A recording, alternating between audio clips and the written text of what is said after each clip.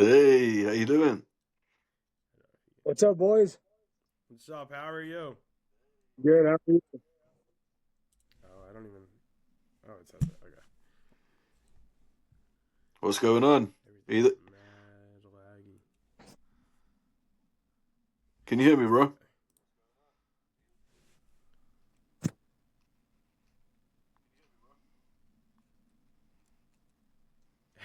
Everything is just glitching Yeah.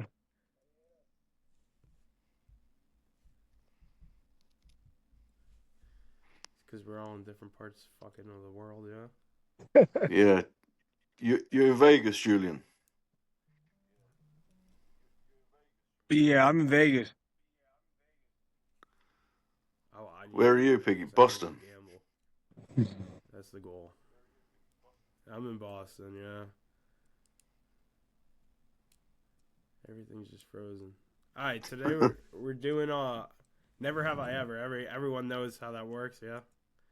Yeah, basically, you just you get like five of them, where you have your hand up, and then you put one down every time you've done whatever it is. Yeah, we could do that, or we can just fire them away. Just keep Yeah, you going. just You know fire what I them mean? away. Yeah, Yeah. yeah. the I'll start. I'll read the first one. I know Aaron wrote some down too, but the first one was never have I ever regretted a post. Mm. No, not really. Really, I'd say I have, but it's because I used to run a gym page and like I started it when I was like real fat, and I'd be like, damn, I look jacked, and then I'd look back at it and be like, never mind. I just don't post very much. Honestly, that's probably why. And then I keep a lot of things to myself. Like guys like Sean Strickland, they post all the time, and they'll post a lot of bad shit. Things that I have in my mind that I know I should probably not post. I just don't. And so that's probably why I don't regret any of my posts, because all the stuff I post is very kind of generic, just training shit or family stuff. What did you think of Sean Strickland's fight last night? Oh, fantastic, man. I thought it was actually going to be one of his toughest fights, to date, but he made it look easy, man. Fluffy's one of those guys who just has endless cardio, and um, Strickland, he rose up to the challenge, and he was able to. I watch him train every day. He's, we're on the same team, and so seeing him in the gym, I knew he was going to be prepared for the best Fluffy that was, going to show up, but. Damn, he really made it look easy and better than I thought he was going to do. I bet. Now, how do you feel that they cut off his? Oh, I'm sorry. That they cut off his mic after, like when he was at the post conference. Yeah, I didn't watch the whole clip. I don't know exactly what he was talking about and why it got cut off. But yeah, that's a bit disappointing. It's like I like how Dana White said it before. It's like we have the freedom of speech for a reason. So like he doesn't have a leash on anybody and what they say, and I appreciate that coming from the boss. Um, but yeah, it's like I think you shouldn't cut the mic off, especially when Sean Strickland's talking, because it's entertainment. I mean, we are entertainers. We're not, we entertain people with our fighting ability, but guys like Sean, you want to hear what they say. You want the controversy, man. Like whether you believe in what he says or you don't believe in what he says, you want that because it causes people to talk, and it lets people know where good ideas are and bad ideas. Like if we all get censored all the time, we're not gonna know who has good ideas and who doesn't have good ideas. And I think Sean's a good example of that. Like you know, if you believe in what he says or not, whatever it is, at least he's taking a stance and he's 100% about it. Yeah, Yeah, it's that Dana dreads I could tell a you what he Sean was talking Strickland about, fight but week. Oh yeah. Yeah, yeah. I Do you bet, want to know what he was talking about? Because it was kind of I didn't even know about it. So he was talking about. I'm not 100% sure what Fluffy's coach's name is, but how he's a pedophile. Like Oh, I did about how see. he I did. groomed. I Yeah, forget her name. Aspen lad, Aspen. Yeah. And he was like ranting about how he would never let a coach like that beat like best him in a fight. And then he started ranting about the grooming, and one of the like female producers, you could hear in the background be like, "Yeah, that's it," and he just kept talking, and you just see the mic instantly shut off. That's hilarious. I mean, I don't know. I think if someone starts to become a bit like aggressive in what they're talking about, and like to a certain degree, obviously, like it's Paramount Plus, so like they're gonna want to censor it to some degree. Like if you start getting like real crazy, start saying stuff. But things that Sean is saying don't necessarily. I don't think it calls for them to try to censor him. Especially that it's like whatever, that's his opinion, and that's he's gonna voice his opinion. And if if that coach wants to rebuttal with whatever from what Sean's saying, then he has the opportunity to do that at any given time as well. So I think you just gotta let guys like Sean just speak their mind. Like I said, obviously if it starts becoming really really crazy and he's starting to go down like a weird rabbit hole, I mean obviously being a business, you want to like try to censor some things out. But yeah, for the most part, I think you should let him talk. I remember Dana when he said, I think it was Bryce Mitchell that was fighting, and it was a Bryce Mitchell fight week, and then it went into Sean Strickland fight week, and he said he had over like 15,000 complaints within the 2 weeks.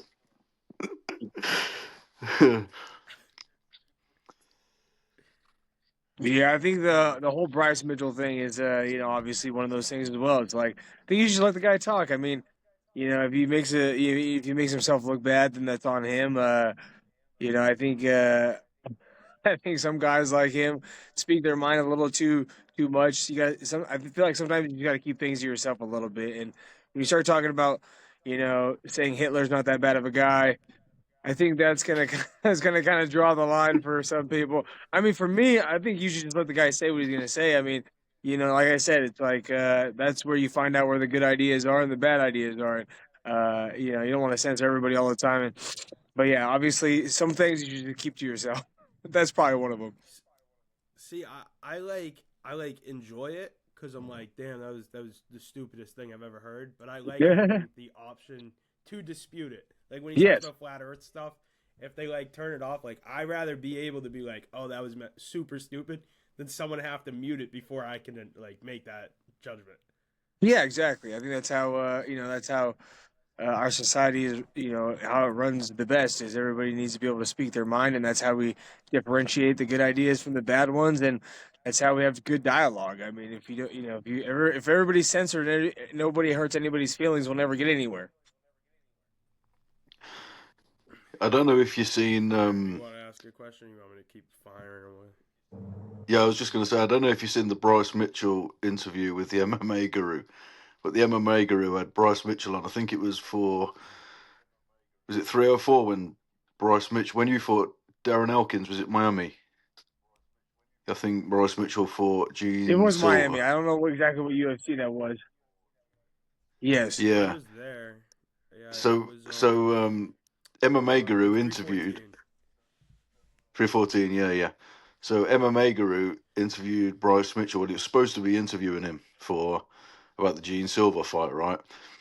And I was reading through the comments, and I think it was about 13 seconds in, Bryce Mitchell just completely ignores every single fight question, yeah, and just starts going off about witches invading his house, robbing his tomato plants, like just like casting spells on him, and like all this shit, man. But it's funny, right? That's funny. I've met Bryce. Bryce is a nice guy, man. I mean, I've trained with him, and I've met him, and nothing but a super respectful guy. And but yeah, he definitely causes a little bit of controversy. And even in our gym, we have a few fighters that are that are Jewish, and so like he had to worry about like he came to our gym, and I heard before like a couple of days prior it was the whole Bryce Mitchell thing about the Hitler stuff. And then he shows up at our gym a few days later. I'm like, I know there's guys here that if they knew he was here, they were gonna want to fuck him up, and they were like some big badass fighters. And I was like, so Bryce come upstairs and he starts grappling with us, and I'm like, hey man, like I don't give a fuck, like you're not gonna make me upset with what you say, but I gotta let you know there are some guys here. If they know you're here, you might get yourself in a fight. So just make sure you're maybe go apologize to those guys or whatever. And but yeah, he was super respectful. I think he went downstairs and he talked to those guys and made sure everything was all good before he continued to train. But yeah, I was like, bro, you better watch your back, man. There's some guys here that won't take kindly to what you were saying. So Yeah, he's funny, man, for sure. I've got a question for you, Juice. Even the crowd in Miami, it was very very split. yeah. People joined back. I wonder. Yeah, when I was in Miami, it was actually funny. I watched your fight. We were kind of in the front. I sat with Dan Elkin's son, and I was just telling Aaron that. Oh, I felt so bad because people were screaming. I was watching, but I wasn't even speaking, and I was like, "Oh, this is bad." Yeah. I couldn't do that. I hated Well, when my mom or like family was around. I felt really bad about the whole situation with his son too, because his son had been really wanting to go and join his dad, Darren, for the ceremonial weigh-ins, and so I met his son during ceremonial weigh-ins, like before they transported us. I see Darren; he's in the back with us, and his son's right there. I'm like, I thought it was his little brother at first, and then I'm like, "Hey, Darren, how's it going, man?" Like, obviously, we have nothing but respect for each other as fighters, and me and him had no bad blood by any means. And so I'm like, "Hey, Darren, how are you?" And is this your little brother? He's like, "Oh no, it's my son. He's been really wanting to do this." I'm like, "Oh, that's so awesome." So like, talked to him for like a few minutes. Then the next day, before we head to the event center, I was going up the elevator and the elevator opened up and it was his son and his and some older lady, and his son looks at me and then opens his arms like he wants to hug me, and I'm like, so I don't know what to say. He didn't even say any words to me, just come up and give me a hug. So I give his son a hug and then proceed a few hours later to TKO his dad, and I'm like, fuck, man. I'm like, I just hope I don't run back into them in the hotel lobby because I just feel bad. I mean, obviously it's part of the game and these things happen, but just I was a little too. I got too close, a little too close to his son, like the last couple of days before the fight happened. So I felt really bad about that whole situation because can't even imagine what it'd be like to do that because I got a 2-year-old son, so my son's old enough to understand what's going on. To see me get get beat up like that, it would be hard. I think. Yeah, it was. Can you guys see me now? Yeah, it's like you're both super laggy, and I'm hoping it's just like visually. Like I hope the Yeah, recording no, is fine. the end version. It was lagging for hours, wasn't it, Julian? But it came up Yeah, perfect. Because I can hear you perfect, but your faces are all blurry. But on the right, the pictures are clear. So I'm hoping in the end it looks perfect. So I didn't want to worry about it. yeah, Yeah, no no, the worries. If finished it's product's always the best. and if it doesn't turn out good, we can always do another one. Yeah. Oh, what I was about to say about his kid. So I was sitting literally like right behind him, and people were screaming like a bunch of crazy shit. Of course, like that's what happens at UFC events. Even at MSG when I was just there with Islam, like people yell crazy shit. I was sitting there just listening, like enjoying the fight, and he starts like this is sad, but he started like really crying, and I turned to my buddy because we gamble a lot. And I'm like, that kid must have just lost so much money like me last night. And then he leaves, and someone was like, "That's Dan Elkin's kid," and I was like, "Damn, bro, like that's so bad." I was like, I Yeah, couldn't imagine. it's part of the I was territory. Okay, It's what Ju- we sign up for. So it is what it is. It sucks that our family gets exposed to that part of it, but that's it's funny because at one point in my career, I went 0-3 in on my second stint in the UFC and got cut again, and I almost hung it up, but not because of like personal reasons of me like not wanting to lose fights. It was I was getting like tired of my family seeing me get knocked out and lose fights, and like I was like I was getting more anxious and more worried about what they were seeing, not necessarily because I mean losing fights is part of what I signed up for, so it's like that's gonna happen, and getting knocked out is part of it. Losing in front of millions of people is just part of it, but making your family have to go through that, multiple times was actually harder for me. So I almost hung it up because of that, and obviously I got cut for the second time, and figured the UFC was a dream that passed, and so I was like, well, maybe I should just hang it up, and I almost did, and luckily I didn't because my best run in the UFC has been this most recent one, so I'm happy I stuck around. Yeah, I got a question for you. Can you hear me? Yeah. Yeah, yeah. Right. Would you swap your win over Sean Woodson for a loss if it was in exchange for you being in the UFC game? No, no, no. Nah, hell no, because that's like that's a fight that I enjoy the most. And honestly, like being in the game is just like, whatever. Like obviously, like I would love to be in the game because then it's just something cool. It's like a cherry on top. Like, oh, also I'm in a video game. Like that's crazy. Which I think I should be in there anyways. But yeah, it's just more of like a cherry on top. If they put me in, it's awesome. If they don't, it's whatever. But yeah, I want to trade. I want to trade that fight for anything. Do you like that fight more than the Charles Jourdain fight? Oh yeah, yeah. Only because the Sean Woodson fight was like the fight that got me back into the UFC, got my job back, and I took it like a 3 day notice. I was the biggest underdog.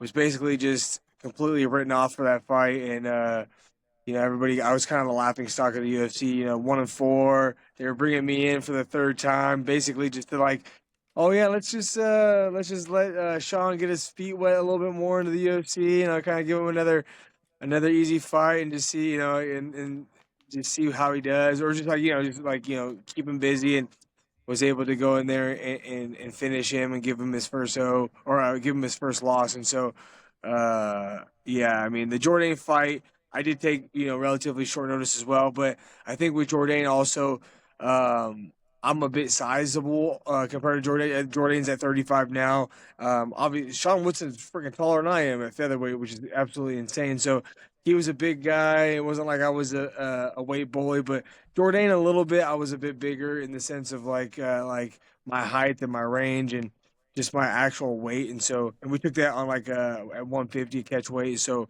I think for me that one wasn't as impressive just because I'm just a bit bigger than he is, and there's weight classes for a reason. And I think his move down to 35 was a perfect decision by him. And so, but I did love that fight. That fight was great too. I fucking absolutely. I think that Darce choke was probably one of the coolest Darce chokes in the UFC. It's like he was getting up, I threw a Darce and kind of rolled him through, and it was super technical. And I thought I should have got a bonus for that fight, but it is what it is. Now we get bonuses for finishes, so maybe they'll give me back pay. What about fan interactions? Have you ever had any strange fan interactions? Not necessarily. Everybody's been pretty cool. I mean, every once in a while you'll get those kind of like weird antisocial people that like don't that are kind of socially awkward, and and that's probably the worst. I mean, that's probably the most awkward thing I've ever dealt with. Is just somebody that doesn't necessarily know how to talk to people in like real life, or like they think you're some superstar. I'm like, I'm just a normal guy, man. I'd be the same exact person if I fought or if I worked construction or if I was a teacher or if I was doing whatever else. And I think people get surprised by that a lot when they meet, especially UFC fighters. We're like the majority of us are just normal guys. So when they meet us, they're like, "Man, you're so much more normal than I thought." I'm like, what'd you think we are? I mean, I feel like fighting is one of the most like humbling kind of sports, anyways, because it's like you're dealing with you're dealing with ups and downs on a daily basis. So you kind of have to be a normal person. So, uh, like I don't know, that happened to me too. Like when I first moved to Vegas, it's like I'd see these UFC superstars, and I was like, man, these guys are just normal dudes, and they're just normal guys training day in and day out. There's nothing special about them. Um, and so yeah, but yeah, nothing crazy. I haven't had any weird requests or suggestions or anybody trying to buy my sweaty jockstrap or anything. I know that happens sometimes with the female fighters, but not with me. Yeah, that was the next question I had. Have you ever been starstruck meeting someone? But clearly not. Well, I mean, yeah, when I first moved to Vegas, just even training like with some of the guys, like meeting guys like Dan Ige when I first moved here, and he was in the UFC doing well, like seeing guys like that and being like, God damn, like how are they so good? Like, what's the secret? What's the secret to this? This whole thing. And that's just I was training with them on the mats, and I realized there's no secret. You just come here, you train, you get better, and you just go try to perform the same way you're training in the gym. And that's one of the biggest things that kind of helped me out with the whole transition into just transition into fighting in the UFC as good as I could was just understanding that these guys are just normal guys. So it's like there's no secret sauce. You just put the work in and it'll show. Yeah. How is Dan? Have you spoke to him Uh, since the fight last night? he keeps to himself quite a bit. I sent him a message like, "I love you, brother," and like try to keep it short with him. I know he's probably gets flooded with a lot of DMs. I got a lot of friends and family, I'm sure, reaching out to him. So I just give him something small like that. He responded back, just kind of like a couple of hearts, and it sucks. So I think everybody's kind of the same way. I know Dan kind of gets off his phone before the fight. Like usually the day of the fight, he's like kind of off his phone, and then after his fight, even after he wins, I think he's kind of off his phone for a little bit too. Just likes to kind of just take it in. Win, lose, or draw, whatever the situation is, just kind of take it in. A little bit without all the noise of social media and all that stuff because it's tough, man. It's like you go on Instagram or you go on Facebook, you go on any of the social media, then if you lose your fight, it's like everything that pops up is you getting knocked out or you getting fucking beat, and then but if on the other end, if you're the guy who wins, especially in a good fashion, like not, and he has a lot of those one hitter quitter knockouts, and so it's like everything floods your entire social media of all the good you've done. So it's really easy to get caught up in that, whether it's positive or negative. So I like the way he does that, where he kind of just stays off his phone a little bit. He will respond back, but I think he likes to take a couple of days and just absorb it. Yeah, I was kind of worried about Josiah Harrell, man. Like, did you see that when got knocked out by Jacoby Smith? Did you see that? Bro, the sequence to that was insane. Like Jacoby Smith is obviously an insane freaking athlete, but the way he was able to just basically freaking flip himself over from a bad position into a good position and then TKO him that way, that's the type of athleticism a guy like me will never have. Like I look at that and I'm like, even though I fight in the same organization and I do the same thing that he does, I'm like, that is fucking mind blowing. Like I can't even wrap my head around it. We do the same thing. So it just goes to show like the different types of body types and different types of athletes that we have in this sport. But watching that, I was like, "What in the hell?" Because he got taken down. I was like, "Damn, that guy, the Harrell guy, got him down pretty good." And then as soon as he took him down, he reversed him in like the craziest way I've ever seen, and then just TKOs him. And I'm like, "Oh man!" And then you feel bad for the guy because obviously the whole the brain surgery and his whole story. And so hopefully the UFC will get him back in there with maybe a better opponent. Because I was even telling my wife the story. She's like, "Oh, that's." She's like, "If that happened to you, like obviously if the UFC found out you had something with your brain, she's like, I don't think I would let you fight." But everybody has their own situation. So they obviously cleared him and he got his shot. But the shot that he had against such a guy like Jacoby Smith is a scary shot to have anyway. So hopefully the UFC will get him back in there and maybe give him a more favorable opponent and. Hopefully, hopefully everything's all good with him. You hate to see that shit happen. Yeah, I just talked to Yeah, him. He's in good spirits. I mean, It's as good to much as you hear. can be. Yeah, yeah. We like to see the knockouts, don't we? But we don't like it when the fighter's not moving after. But yeah, yeah, especially like what you just said, Julian, because of the whole brain thing. And I don't know. You find it, when you've had the fighters on and you've interviewed them a bit, you feel a bit more connected to them. So when you see them fight as well, you're like, I don't want to see this guy get hurt, man. yeah, That's how for But I sure. felt about Nora. yeah, Nora was bad. Did you watch that fight when she got slammed? I got to meet her in Miami like before your fight. After her fight, she came and sat with us. Yeah, her and her dad. So I talked to her before the fight, and I was on the phone with my mom, and I was like, "Oh, the girl we met, like I just talked to her. She's fighting," and then she just went in the air, and I was like, "Oh no, mom!" I had to Yeah, turn the TV off. yeah, it's the worst when especially with like people that aren't like very super familiar with fighting. They're just like casual fans or whatever, but they're like only casual fans because I fight. So like, but they'll be like, oh yeah, so like how's that Dan guy? Is he pretty cool? Is he good? I'm like, yeah, dude's a savage. And then like they'll watch the fight last night and be like, well, what happened, bro? I thought he was a savage. I'm like, dude, like first off, you don't really understand fighting like we do. Obviously like anybody can win any fight on any given night, and there's so many variables involved in fighting and the level's so high in the UFC that, if you Yeah. make one little slight error, like anything can happen. And so it's frustrating when that happens and people get discounted for no reason really. People don't understand. And like that's where you get all the fucking internet dingleberries talking all this shit. Like, it happened to me a lot, man. Me being 1 of 4 in the UFC, getting cut for this, second time. I got so many fucking horrible DMs from just strangers, talking so much shit about me for no reason. It's like, well, you don't even know me. I don't know you. Like, it's, these things, they're so far removed from the reality that fighting is. And so, um, it's like I said before about Dan, like kind of disconnecting from his phone after fights for a little bit of time. Is I think you actually have a super smart idea because if you fall down the rabbit hole of like people talking shit, it's easy to get down onto yourself about these things. But it's like he lost to freaking Melky. Melky's a savage fighter. He's on a 6-fight winning streak.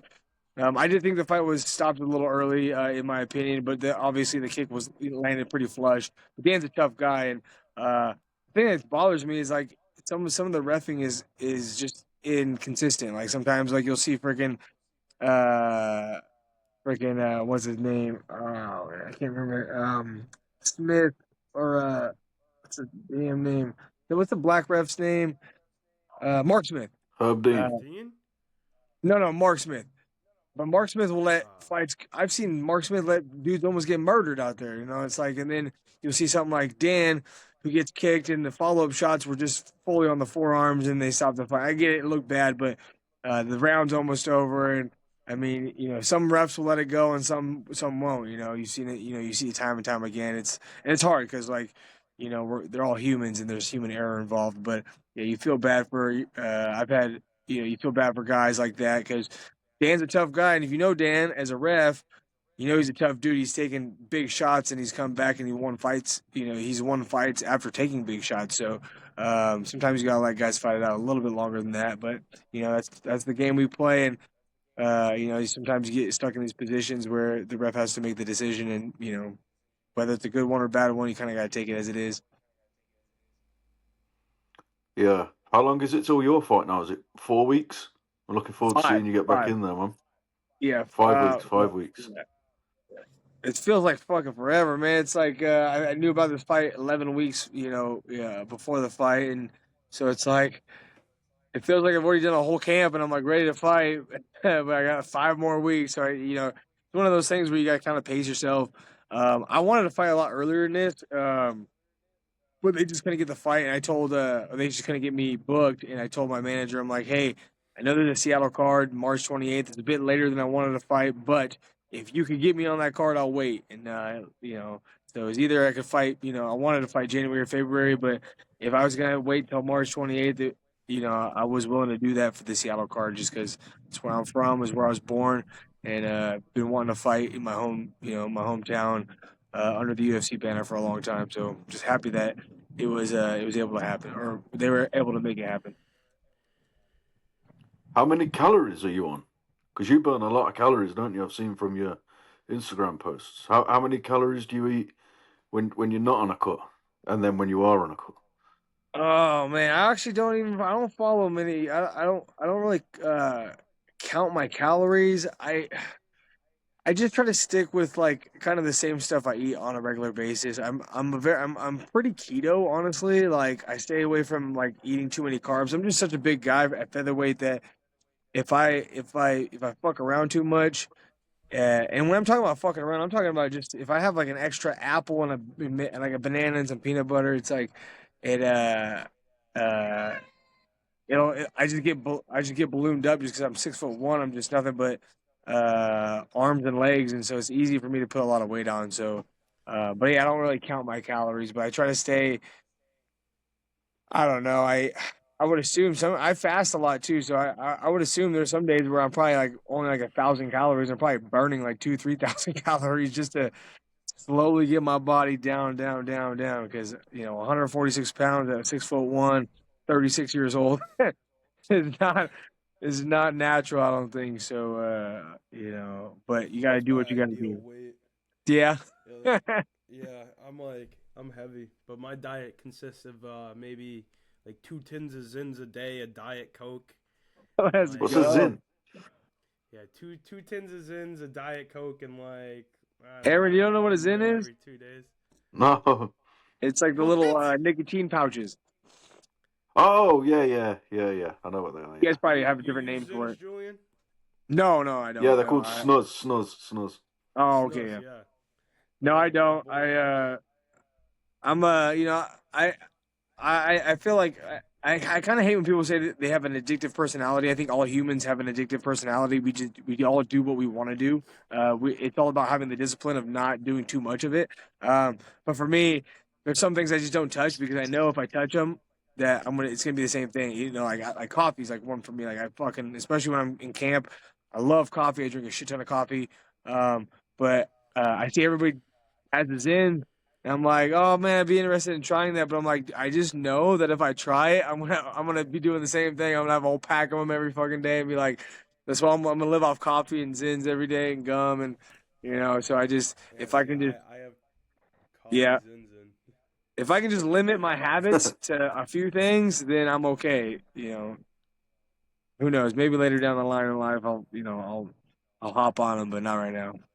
Yeah, I always tell people like if you don't do them, don't do them. Like that, never think about trying them. That's the worst thing ever. I Yeah, I started using Zins because when I was in high school, I did construction. I even during wrestling, like grappling, I would smoke cigarettes. It was yeah, bad, and I realized like as I got older and like I was like, no, I need the cardio more than anything. So I switched to Zins, and it was honestly a great move, but now I use it more than I smoke a cigarette. yeah. yeah. It's I'm like the you same trade with. one thing for Yeah, another go on. thing, and Sorry. then no, no worries. I was just gonna say you trade one habit for another habit, and then uh, you know, then you might overdo that one. Yeah, I'm lucky because I don't smoke. I don't vape. I don't like. I can't. Like I think I tried a cigarette once and I was like nearly throwing up. I can't. I don't like Yeah, anything in my lungs other than oxygen, man. yeah, I'm the same way. Although I do like beer, I drink a Yeah. lot of beer, especially out of camp. But Oh yeah, Yeah, that's I my do thing. that's my too. vice. Yeah. Mhm. Yeah. I got a question for you, Juice. Yes. If you had to bet your house on one fighter staying champion for the next 3 years, who would it be? Ooh. I would John probably say Jones. Islam, but it would be I would say Islam at 55. Um, well, I mean maybe not, but I don't know. I think Islam just is probably the safest bet.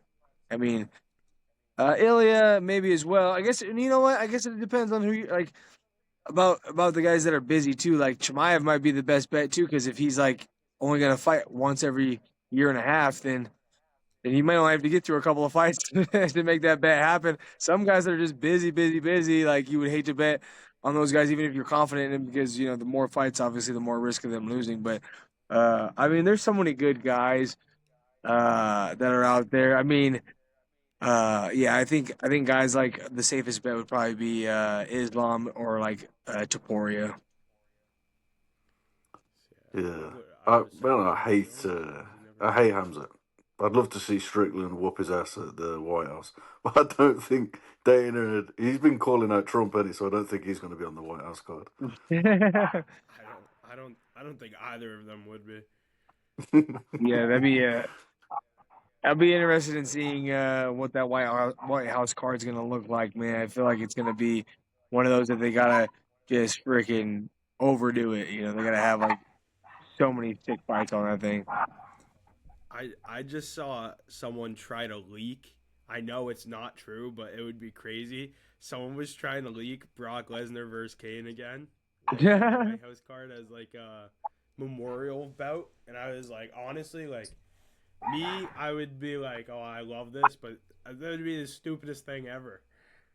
Yeah, it's more of like I don't think Brock pure Lesnar could be in entertainment. the cup right now. Yeah, I know, yeah, I know. I don't, That'd be Did just you a see pure the media entertainment fight. Did you see the media asking Dana if it's true that Conor McGregor's got an opponent and signed a contract? And he's saying, I don't know who to believe now, Conor, because he's just talking a load of shit when he's drunk, or Dana, he's Yeah. just, you don't know if he's trying to keep his cards close to his chest, or I don't know. But he's saying if he did have an opponent and if he was confirmed, then he would announce it. But he's not announcing any fights yet, is he? So no, a Yeah. big page just said that it's allegedly Conor versus Carlos Prates. And I would like that'd be the crazy. That'd be like honestly, that'd be a really stupid fight. I just feel like that's a little different level for Conor. Conor and Colby, I think. Conor and Kobe would be fun, but Kobe versus Bo is just trending, and I feel like that's like one of the most American fights you could have at the White House. Yeah. Julian versus Conor. They're not gonna have me on that card. Or yeah, they I'm exciting and stuff, but I just don't bring the star power. They want the big names. You're gonna have to friggin' load that thing up like crazy. You're gonna have all the superstars on there. It'd be crazy because like if they do have all the superstars locked on that card, and then a fight falls out, like how are they gonna like replace it? Are they gonna have backup superstars ready to go, if a fight falls out, are they gonna have to fill it in with just kind of mediocre fighters, or how's that gonna work out? See, I was thinking the same thing because he announced that it's only 8 fights. Hmm. Oh yeah, So that would like make sense. Maybe even just to then, if like it's maybe to keep some guys on the back burner just in case things fall out. I wonder how hard it is to get a ticket. Probably Right? I'm gonna nearly probably impossible. drop a little bag, make a phone call. Yeah, probably so expensive. Dana White's kid actually lives like right next to one of the condos my family owns Hmm. in Boston, which I just found out. Pretty cool, but yeah, someone I go to the gym with sold Dana White's son the condo, the like Oh penthouse. damn, that's wild. Yeah, I want. They need to come back to Boston. I mean, Dana's from Boston. They never come here though. They hate us. Yeah. I get why though. I would hate us too. Have you seen that guy on Instagram? He's going around the gyms and taking body shots off loads of different MMA fighters. Oh, the You, big chunky dude. yeah, he's from England, and what is it? If he gets 100 in 100 days or something, that he'll get. Dana says he can get White House tickets. I think. He said he's gonna keep going every day until Dana sends them, and he's at Oh, is that what it is? He's at 56. Gene Silva just punched him in the stomach. Yeah, Arnold Allen did it as well. Yeah. I think It's Connor's funny. gonna. I think he's going to Dublin. I think he's going to Connor's pub and he's going to get a body shot off Connor as well. I could do that, Yeah, Julian. I would let you hit me in the stomach. I want Yeah. it. I was talking mad shit to Steven Asplin, and he said Yeah. he's gonna fly out to Boston and grapple with me after my surgery. Yeah. Yeah, I I have remember. another question, but Oh, go for it. Yeah, go for it. sorry. No, you're good. I was gonna say, Uh, that I'd seen that MMA guru do the grappling with Sarukian, and I didn't realize how big he was, man. Like MMA guru is a big Dude, dude. he's like 6'6", like Yeah. 300 pounds. But that was the saddest grappling I've ever seen in my life for a man Yeah. that said he trains. Yeah, yeah.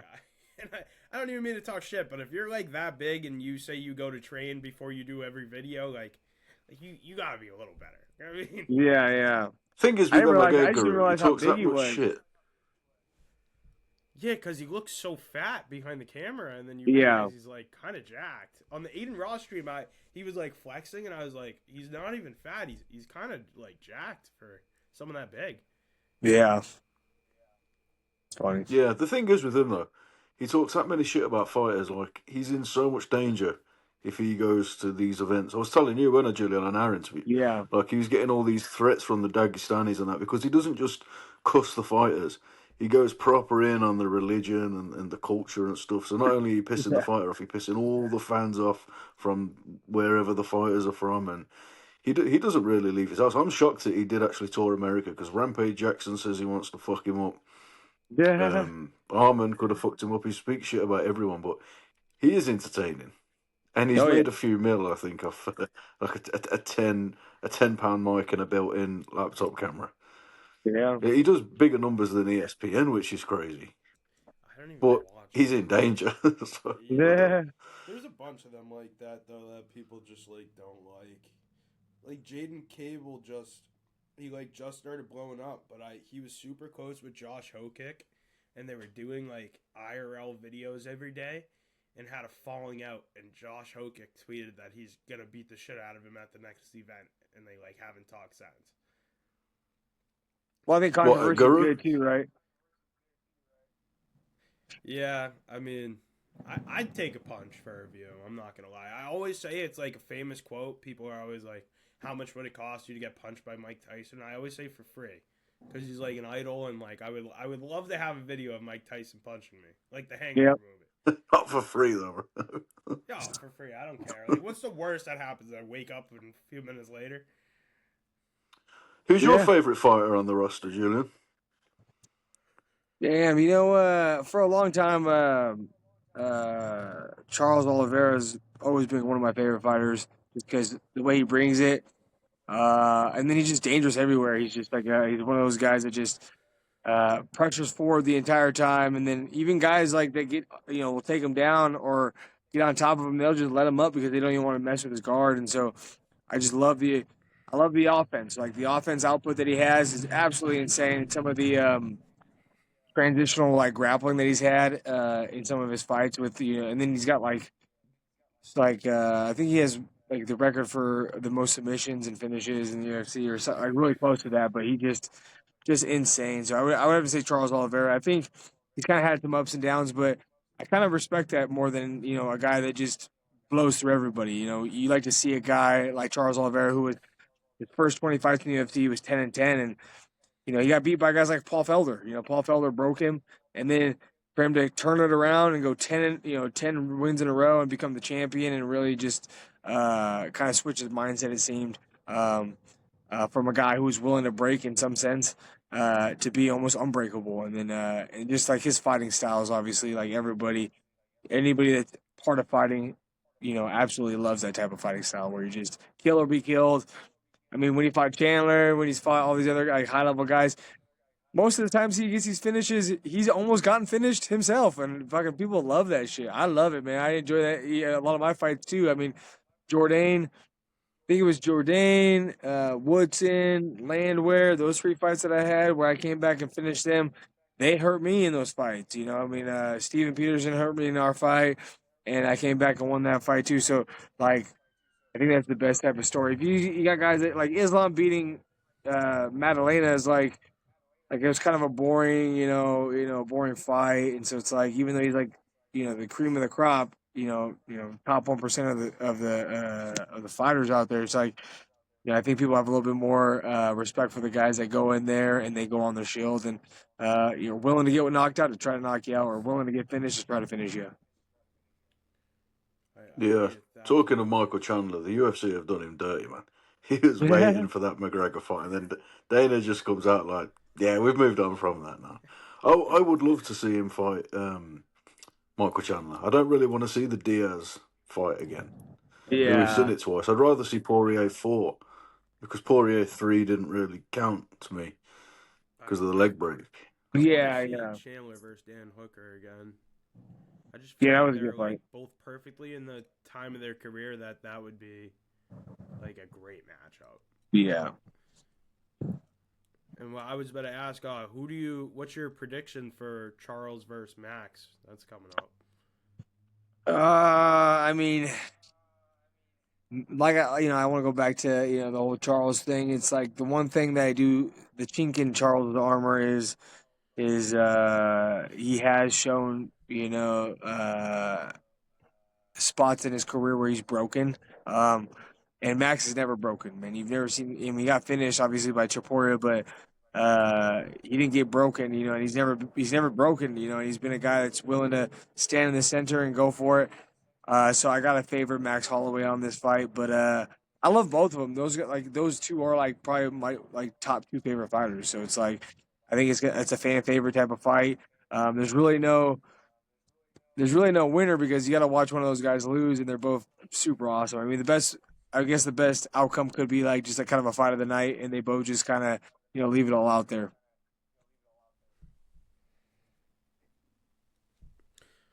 Yeah, I mean, I don't. Yeah. I hate when stuff like that happens and I have to watch it. Yeah, these things Like, happen. I mean, people fight. I mean, yeah, sometimes people fight their old training partners, or like the whole thing with me and Darren Elkins, like meeting his son and having to fight his dad the next day, and have to have the mindset of I still got to try to kill this guy, to a certain degree, mentally. So you got to deal with those things. so I asked this question to Steven Asplin, and I'm curious how other fighters look at it because he told me he thinks he's like a rare case. Do you look at your odds before you fight ever? Oh, I mean, I see them. I don't necessarily go out and look for them, but I'm just curious. I think curiosity with every fighter wants to kind of know where they stack up, and like I always find it interesting just to like based on my career versus other my opponent's career, like where they're gonna stack me up. Are they gonna are they gonna give me the benefit of the doubt and give me a little bit of give me a little bit of favoritism or not? And like I mean, I guess it comes down to the odds makers, right? Like, it's not necessarily, the UFC is not making the odds. It's like the odds makers out there. So, yeah, I'm always slightly interested, but I don't go necessarily out looking for it. But I'm always a little curious. I actually had no idea that I was the biggest underdog when I fought Tom Woodson until after the fight. Someone told me like, "Oh man, you were the biggest underdog. Like you were plus 450 or something." I was like, I didn't even know what odds were kind of back then. I was like, what does that even mean? And then I looked into it. I'm like, oh, damn, they they really thought I was just gonna go out there and fucking give this guy another win and be another stepping stone for Sean Woodson. So yeah, it's interesting just to kind of see where they put you. But I think the toughest thing is they can only go off of like obviously what you've done in the octagon. They don't. The odds makers aren't in the gym with you every day in and day out. Like you don't see what's going on behind the scenes, and and then you hear about these things about like the Isaac Dalgarian, case where it's like people thought he could have been injured, and that's why the line moved so much, or some inside information maybe. So you never know what's going on. People are dealing with injuries on a on a fight basis, every fight basis. Like I don't think there's any fighter that's ever shown up into a fight that was 100%. I mean, everybody's dealing with bumps and bruises, and training camps are hard. So you don't know how the training camp was, how the weight cut was, and that could always be different than what the odds are going to say. I mean, even yesterday, Jordan Levitt was a huge underdog against Deval and went out and beat him. And but they don't know. Like I've trained with Jordan Levitt, and that dude is so underrated. And like people think he's one way when he's a very awkward and hard to deal with. Like I've like I said, I've trained with him. Like if you watch the first round with him and Patty, he out wrestled Patty, and he made Patty look pretty bad the first round. Obviously got to finish the second round, but. He's a tricky guy, and I think he's very underrated and gets a little disrespected on the odds. But yeah, if you know a guy like that and you wanted to put money on him, you would have you would have made a little bit of bank on that because he's a pretty sizable underdog on that one. Yeah, I wish instead I got robbed. Yeah, I like I can't even say his name. Yair Del. What's yeah. What do something? you? That, Yeah. that's his tag on Instagram, the Cuban. I liked him, but after I don't know. I this might be a little biased because I lost money after watching that. This is my opinion on the whole Bulgarian gambling thing. Now, I would never accuse a fighter of gambling, but there was like $3 million bets placed on him right to lose right before. The Nelk boys don't go to every fight. They're sitting in the front row and bought Isaac a house before that fight, and then he goes out and loses. And the only people that could have possibly put in $3 million each on him are them. And I'm like, why didn't they get Mm, investigated? Like, why did no one go look at their bookie apps? mm. In my eyes, it was like clear as day that it was most likely them, and I don't mean to accuse them, but. And then That's after watching interesting. last night, I never thought Jordan Levitt was bad, but I mean, to go out and submit like a heavy wrestler in the first round, and then not know how to like get out of a guard once, I feel like it just kind of threw it out there. It kind of really proved it. Well, I think it's a little bit of both, right? There's a lot of variables that are that interact with this, but obviously, like a false sense of confidence for a guy like him to go out there and submit Isaac Delgarian so in the first round. Um, depending on if it was rigged or not. But also, I think another big aspect of it is that Jordan Levitt seems very like his personality is different than his fighting style. Like like I said, he's just hard to deal with, and he's awkward, and he knows what he's doing. And I think people use his character or his personality, or their perception of him is his personality and his character. And so when they get in there with him, they don't realize he's as good as he is. I think he comes off as someone that's like not as good as he is, but the guy's fucking good, man. The guy, he's like, I remember he was training at Extreme Couture for a little bit with me, and when I first started training with him, I'm like, oh yeah, we'll see how he is, and fucking popped me in a couple submissions like early on. I was like, man, this guy's really good. Like he actually like there's guys that are like high level black belts that do the UFC BJJ stuff that won't submit me like that, and he just was awkward and was able to get. He was able to get off on me a couple of times, and I was like, "Man, this guy, he really knows what he's doing." And I think that gets passed by his opponent sometimes. Would you ever consider bare knuckle once you're done with the UFC? I think your style would No, suit that. no, I got too much going on. My wife and my son, they don't, I would hate to, be, uh, have to do something like that. I mean, I think it'd be fun to do something like that. Like if it was just me, I would enjoy that kind of thing myself.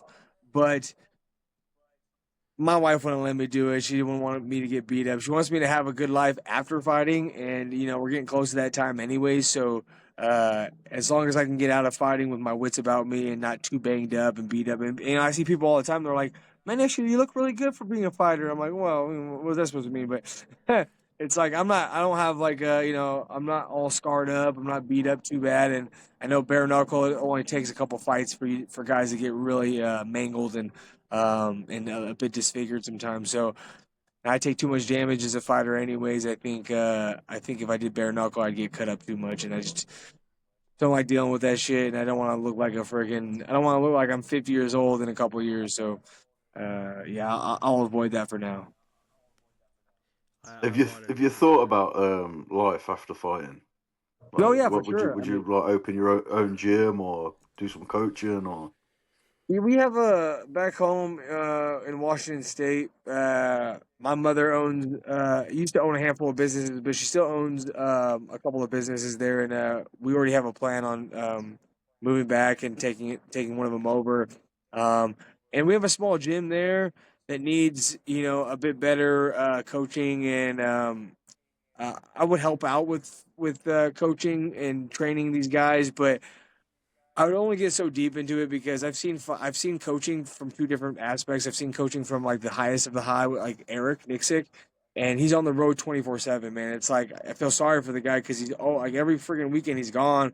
It's like he's got his three kids, his wife, and it's like it seems like he's away from them more than he's with them. And I just don't want that for me, my son, and my family. And then also I've seen it from a small town where they're just kind of doing amateur stuff where it's basically like a hobby, like coaching is a hobby. At least for Eric, he gets paid good to do it, so he gets paid good to be away from his family.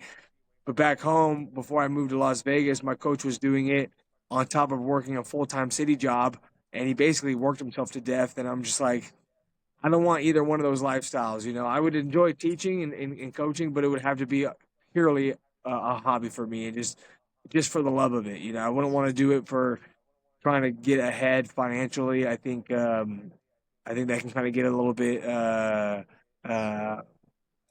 a little bit a gray area. And then you hear about these guys, some of these coaches that like James Krause got caught up with the gambling stuff too, and some of that kind of stuff. So I think for me specifically, if I was going to coach, it would just be at a lower level just for fun of it. I wouldn't want to get too deep into it because I want to spend time with my family, and I think coaching kind of takes you away from your family.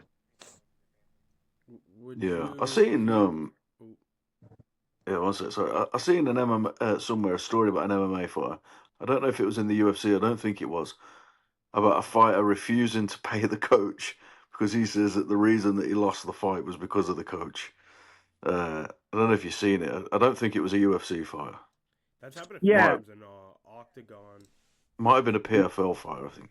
Well, and that's part of the whole thing too. It's like the coaching. It's like I never signed an agreement with Eric. We live. We're fighters. Our word is our bond, kind of thing. So it's like we our agreements on a handshake. It's like obviously I signed a contract with my management and stuff, and I pay them a certain percentage. But it's like with the coaching, it's like what's to say I don't pay him? Like, if I don't pay him, it's just like, I'd just be a bad person for not doing that. So, we agree with something. We've already agreed to something. So I'm going to pay him. If I feel like Eric wasn't there for me, during that camp or whatever it was, I would still pay him what I told him I was going to pay him. And then I just want to use him again. I think that's how it should be. But you see a lot of guys that will go through a camp and they've already agreed to pay their coach a certain amount of money. And then at the end of the fight, they're disappointed with their performance and they blame their coach and they don't pay their coach what they told them they were going to pay him. And I find that that's a bit shady. I think if you tell your coach you're going to pay him something and he doesn't do his job, okay, whatever, pay him and then move on. And that's the one thing I do like about Eric. Eric was gone quite a bit when I fought Ricardo Ramos, and he couldn't corner me because he was out somewhere else cornering somebody else. And we had agreed on a certain percentage. I brought my check to him after I won the fight, and he said, "How much is in this?" And I told him, and he said, "Hey, take $1,000 off. I wasn't here as much as I could, or as much as I would have liked to be. So take $1,000 off, give it to Eddie, the other coach." And so that's why I respect coaches that do stuff like that because they understand. They understand it's the level that we're at, and people are getting pulled in all different types of directions. And coaching, especially a guy like Eric, has so many guys, and then he's traveling all the time, and so he's not able to be there with all his guys all the time. And but for him to do that, for him to say, "Hey, I don't deserve all this money. Take some of all of my check." He's all like, "I don't," and give it to Eddie or give it to somebody else or keep it, whatever it is. He's like, but the fact that he was willing to say that to me and do that was the type of coaching and the type of person you want to be around. Yeah, he seems like a really cool guy. Yeah, Everyone he seems is. to have like a sort of respect for him. Well, he knows what he's doing. He's got a lot of good guys on the roster. And he's very good at understanding MMA as a whole, like and kind of being like because like some guys will have like specific coaches for things, right? Like a striking coach, a grappling coach, a wrestling coach. He's a great coach for the overall aspect of it and understanding how fights can be won or lost by game planning and using certain things throughout a fight to get you to win the fight. It's one thing to just work a certain kick, with a striking coach and make that kick work. But what if that kick doesn't work? You got to have plan B, C, D, and E. And Eric's really good at that part of it. Yeah. Now, do you like talk about your family and coaching? I know DC coaches kids. Do you want your son, like as he gets older, to train MMA? Like, would you be happy if he pursued a path to the UFC? I think me and my wife are under the same kind of consensus about just exposing him to everything, right? I want to take him to soccer practice. I'm gonna take him to basketball. I'm gonna take him to baseball. I'm gonna take him to jiu-jitsu, MMA, everything, and just whatever he decides he wants to do is I'm okay with that. I don't want to push him too much. I think there's a lot of people out there that push their kids to do something that they want them to do, you see some of these families or dads that are like living through their kids, sports and stuff. My son wants to do nothing. If he wants to just be, I don't know, a math nerd, that's okay. I'm cool with that. He wants to be a dirt biker. He wants to be, whatever it is, I'm okay with him exploring all aspects of sports. If he wants to be a soccer player, I never played soccer myself, but if he enjoys soccer and wants to do that and wants to try to be a professional soccer player, by all means, go for it. I don't want to push him too hard in any direction, but I do want him to do jujitsu just for a little bit of self defense, and it definitely builds character. Wrestling. Don't necessarily know if I want my son to do wrestling because wrestling is so hard on the body. But like I said, I'm gonna expose him to things and let him do it and try to do it as safely as possible. Just you see these guys that wrestle from when they're young kids, and you feel like they stunted their growth because they're like trying to cut weight when they're fucking 12 years old. They're like, I don't know if that stuff's good for you, but It is what it is. I think I'm just gonna be kind of open minded about him just doing everything. But fighting is a hard way to make a living, and I don't wish it on anybody unless you truly love to do it. If you don't love to do it, it's the wrong thing to be doing. Yeah, my mom was like very very strict with sports. She let me try everything, but wrestling was the one thing like I had no say in. I think I was on the mat like first mat at 2. I finished at what? I finished wrestling at 20 when I broke my hip, and I still do jujitsu, but I'm waiting on surgery. But yeah, I'm people cutting weight at 12. I just showed you Yeah, a picture of me at like 6. But I was fucking I was bred to be short. Didn't stump my growth. yeah, yeah, I'm a midget. But I yeah, I enjoyed wrestling. It's just been I feel like I'm also different. It wasn't like my mom was like, "Oh, this kid has to wrestle." It was kind of like bred in my family. My yeah, grandfather did it, then my brother did it, and then by the time my brother was like he was like a youth state champ at what, he's 5 years older than me. So he had to be I don't know, like 12. So I was like 6 or 7 around that time. She like every weekend I was on a mat. I was at a tournament. It was very big in Boston around then, and then as I got older, it definitely died down. Like I still did it, but it was a very niche thing. Like yeah, it was not a popular thing when I was in high school. It was my friend group and then like random kids, and we were very nerdy. Like it wasn't yeah. what people think it is. Well, you know, I might have fallen into wrestling, but as a kid growing up, I just thought like I didn't want to wear a singlet. Like that was like literally the only thing that's the smallest little things would like turn me off of like doing certain stuff. Like I was a skateboarder, snowboarder, I enjoyed that stuff. I mean, I would have probably enjoyed wrestling. I was competitive, and I enjoyed doing competitive stuff like that. And like I was, I like to get physical and test myself in that sense. But just the simple fact that you had to wear a singlet, I thought that was kind of gay. I was like, I'm not gonna wrestle. That's like literally all it took for me not to wrestle. Like if we wore shorts and a cup, like I probably would have been like, all right, let's do some wrestling. Like I'll be down for that. But just the small little detail that we had to wear a singlet, or like these boys were wearing singlets, and I'm like, that seems gay to me. I just don't want to do it. I I felt the same way. My brother would clearly. My brother made me do it no matter what. But I find Yeah. it funny because I'll go back and coach my high school now. I'm a senior in college, but I'll still go back and coach certain kids. Like if Yeah. they go to states and stuff, they'll call me and be like, "Please come coach me, like be in my corner." And I'll be like, "Okay, now kids don't wear singlets anymore." And I'll ask them, I'm like, "Is this a normal thing?" And they're like, "Yeah, all the." I'll literally quote the kid I coached a few weeks ago.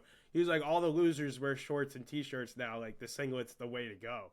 And I'm like, Yeah. honestly, like if I had a choice in high school, like I was a heavy. I wrestled at 200 pounds. I was 5'4".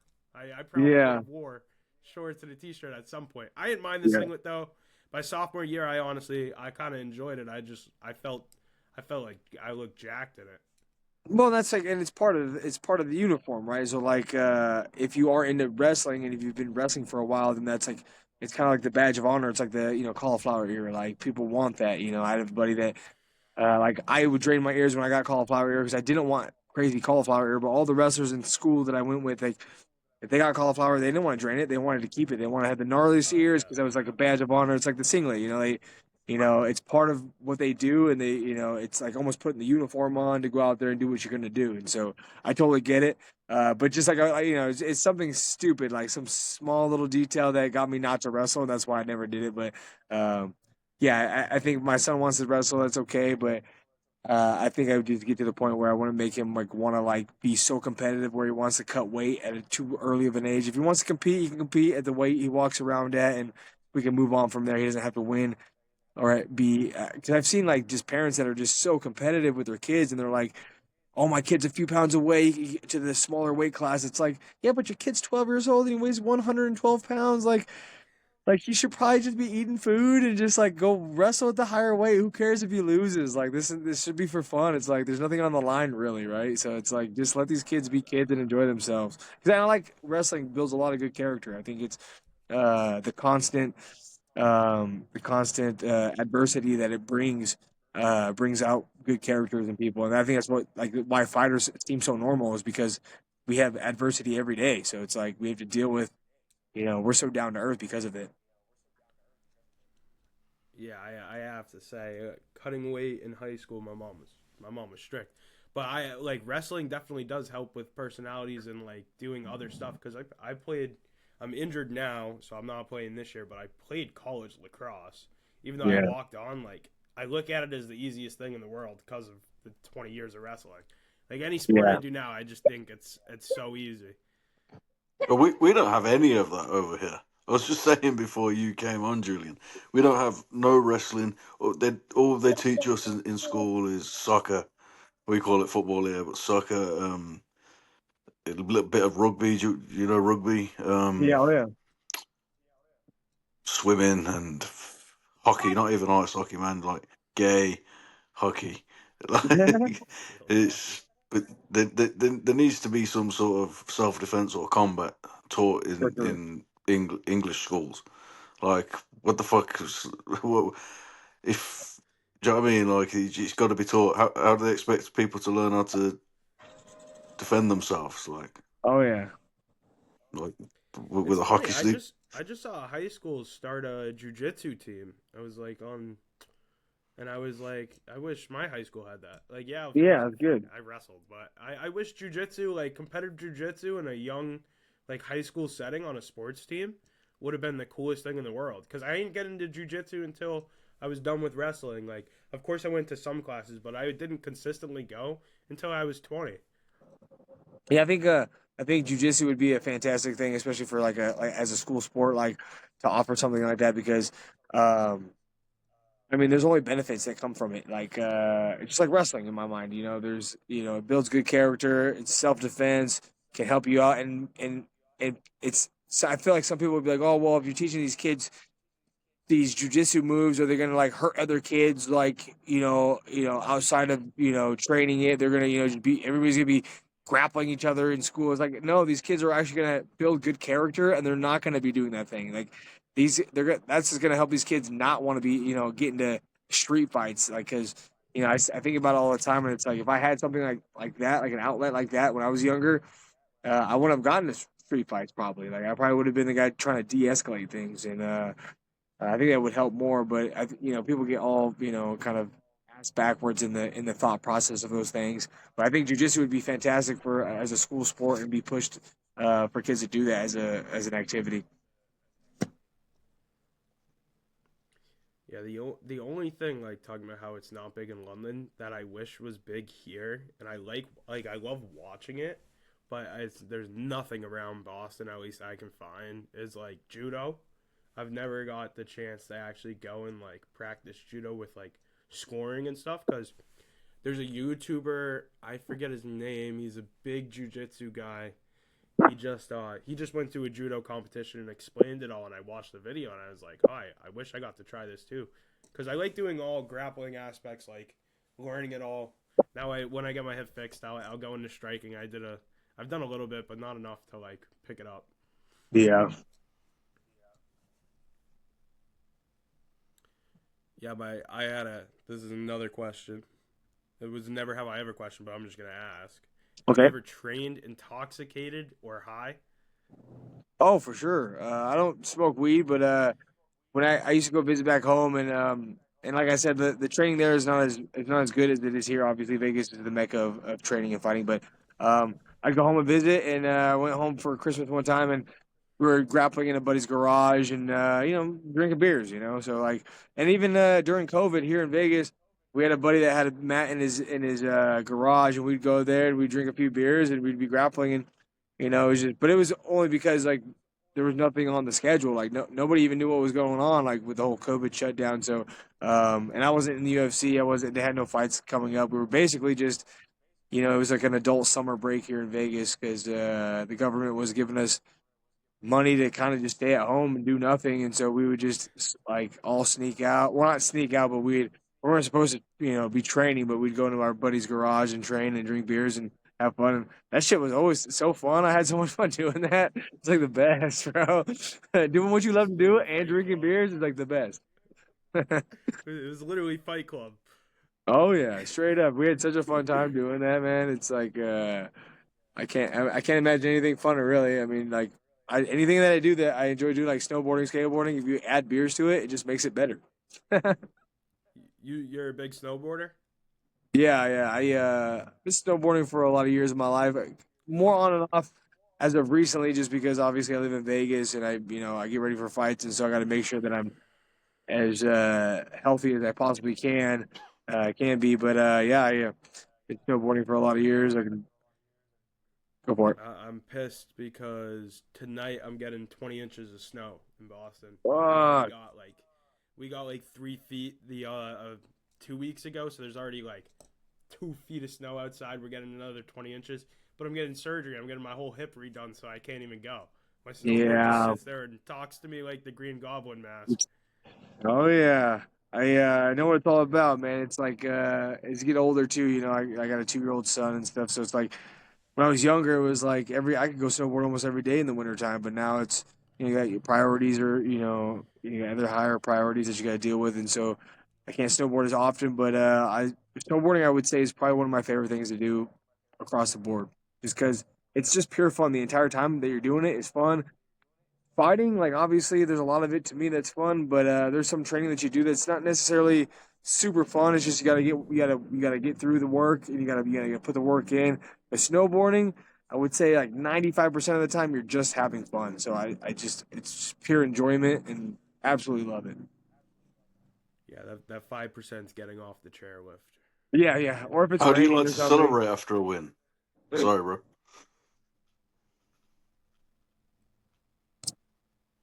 I don't know if you heard Aaron. Oh, what was it? What's that? Sorry, it was lagging. Yeah, how do you like to celebrate after a win? Do you like to go out and party, or do you like to celebrate with the family now? Yeah, just be with the family. I'll usually go out and eat dinner with the coaches and family, but I just like to come home and just relax and enjoy. Obviously, I'm pretty beat up most times, so uh, Miami was fun. Colorado was fun. We were able to go out and enjoy ourselves and have a few beers and hop on some Lime scooters. So that's always fun, but Where'd you simple. go in Miami? Uh, Actually, I think we just stayed at the hotel in Miami. I don't even know exactly places that we went. We went to the beach the next day. I just don't know exactly which beach it was specifically, but it was like a beach that was like miles and miles long, and there was like the Oh nicest yeah, beach I've ever Vegas. seen. I was there. I was there before though, because I was in Miami at the same time as you. I went Oh after the yeah, fights. We went to the Fountain Blue. This is when I asked you if you've ever been starstruck. This is the only time in my life I've ever been starstruck. I've met a lot of people, but when I met Gable Stevenson, we were like in the back of the Fountain Blue going down to the nightclub, and he was walking by me, and I just saw the biggest man ever. And yeah, he's a big dude. I was literally just saying it. Didn't ask for a picture. Didn't ask for anything. I turned around. My only words out of my mouth were, "Oh my fucking god, you're Gable Stevenson." Put my hand out, shook his hand.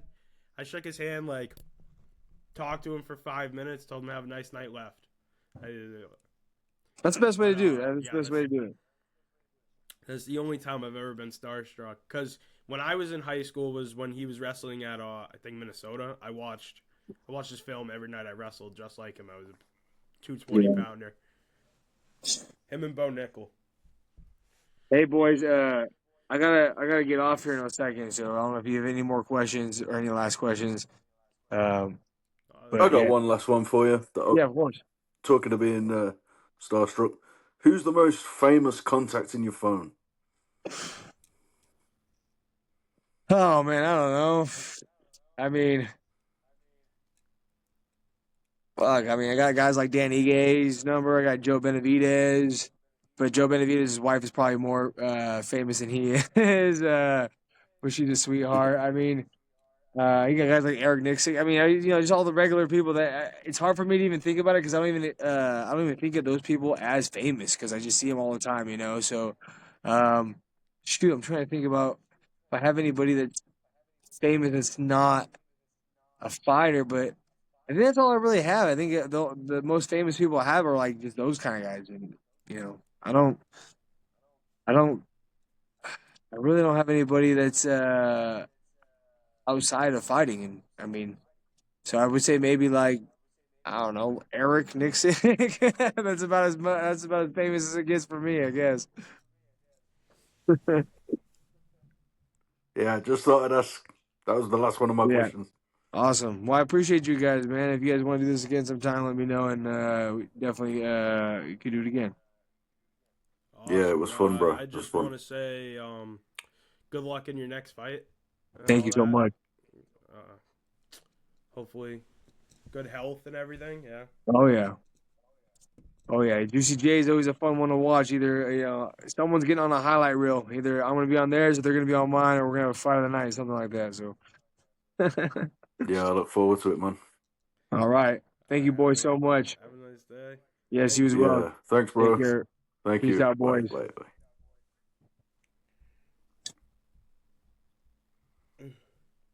Oh, you see how mine disconnected 3 times? Yeah. Well, it only showed it once.